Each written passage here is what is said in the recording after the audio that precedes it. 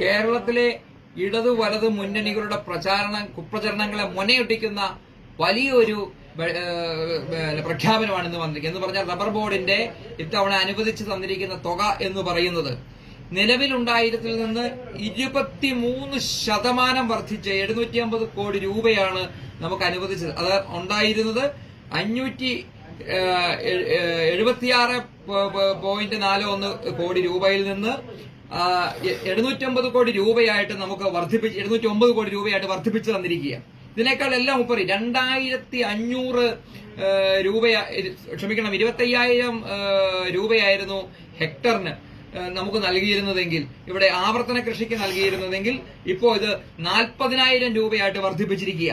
അതുപോലെ തന്നെ പുതിയ രീതിയിൽ ആപ്പുകളും ഡ്രോണുകളും എല്ലാം ഉപയോഗിച്ചുകൊണ്ട് നൂതനമായ കൃഷി സമ്പ്രദായത്തിലേക്ക് കടക്കാനുള്ള അനുവാദം നമുക്ക്, അല്ലെങ്കിൽ അതിനുള്ള പദ്ധതികൾ നമുക്ക് ആവിഷ്കരിച്ചിരിക്കുന്നു.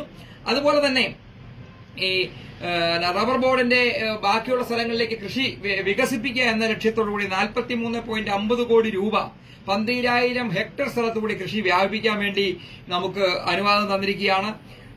പാരമ്പര്യ മേഖലകളിൽ ഉള്ള കൃഷിയും കൂടി ഇതിനകത്ത് ഉൾപ്പെടുത്താൻ വേണ്ടി ഏതാണ്ട് 3,572 ഹെക്ടർ സ്ഥലത്തുകൂടി നമ്മൾ റബ്ബർ കൃഷി വ്യാപിപ്പിക്കാനുള്ള ഒരു പദ്ധതിയും കൂടെ മുന്നോട്ട് വെച്ചിരിക്കുന്നു.